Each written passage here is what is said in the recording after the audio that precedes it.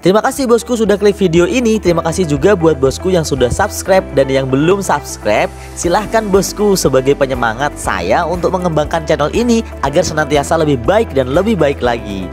Yap bosku, seperti yang saya rencanakan di video sebelumnya, kali ini saya akan mereview matras baru saya, yaitu Naturhike seri NH19QD008.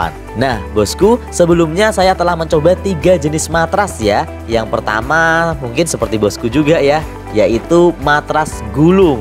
Dan yang kedua, matras aluminium foil tapi yang tanpa foam. Dan yang ketiga, matras aluminium foil double side dengan di dalamnya ada lapisan foamnya. Nah, kita akan sedikit bandingkan juga dengan beberapa matras tadi di video ini bosku. Tonton sampai selesai ya.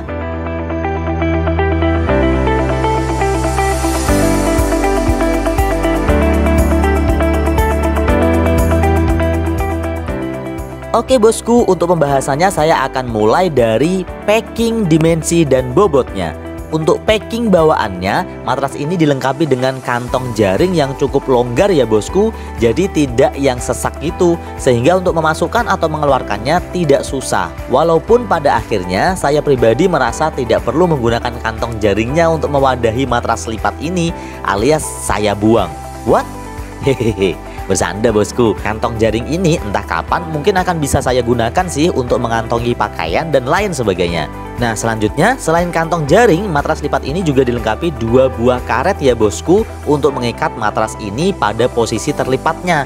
Nah kalau kantong jaring tadi tidak akan saya gunakan untuk mengemas matras ini. Nah untuk karetnya tentu sangat diperlukan ya bosku. Kemudian kita lanjut ke pembahasan dimensinya. Naturhike NH19QD008 ketika dilipat, keterangan di atas kertasnya mempunyai dimensi panjang 56 cm kali lebar 13 cm dan tebalnya 15 cm.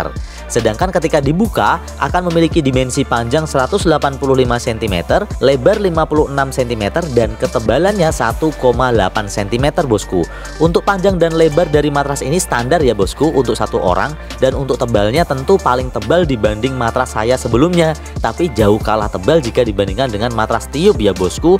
Cuma nanti deh di akhir video saya akan sampaikan sedikit alasan kenapa saya tetap akhirnya membeli matras lipat ini dan tidak membeli matras tiup saja. Lanjut kita bahas bobotnya ya bosku. Di atas kertas tertulis bobot matras ini 460 gram. Dan setelah saya timbang ternyata beratnya adalah 403 gram. Lumayan ya bosku. Mungkin si kantong jaringnya yang berat mungkin ya. Kebetulan saya lagi males sih mau nimbang berapa berat kantong jaringnya. Hehehe.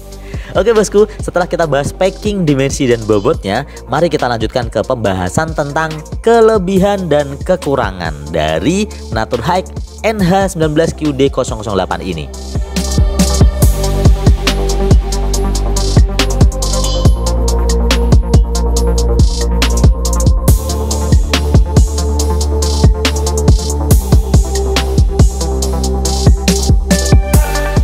Untuk pembahasan tentang kelebihan dan kekurangan kali ini adalah berdasarkan asumsi pribadi saya ya bosku. Mungkin berbeda-beda masing-masing orang.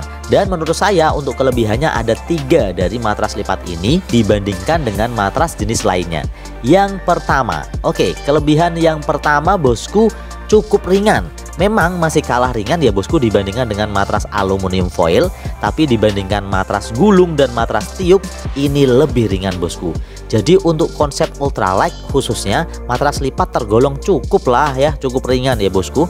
Kemudian kelebihan yang kedua menurut saya yaitu cukup nyaman.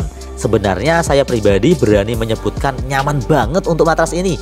Cuma karena saya belum pernah mencoba matras tiup nyoba nggak ya?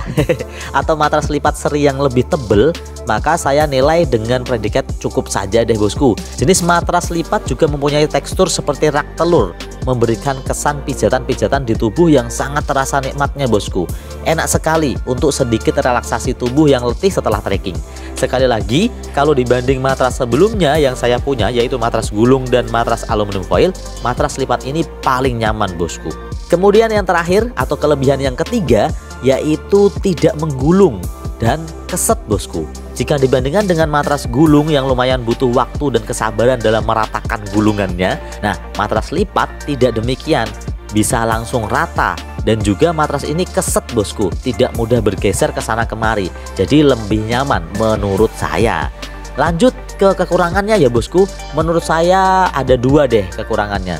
Kekurangan yang pertama yaitu tentunya dimensi packing.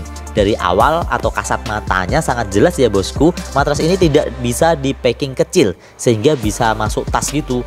Tidak bisa bosku, kecuali tas carrier konvensional, dan itu pun juga yang 60 cm pastinya tingginya ya, yang 60 cm ke atas. Dan karena saya menggeluti konsep ultralight hiking yang tasnya berkisar 18 sampai 35 liter, tentunya tidak punya tinggi tas sepanjang itu.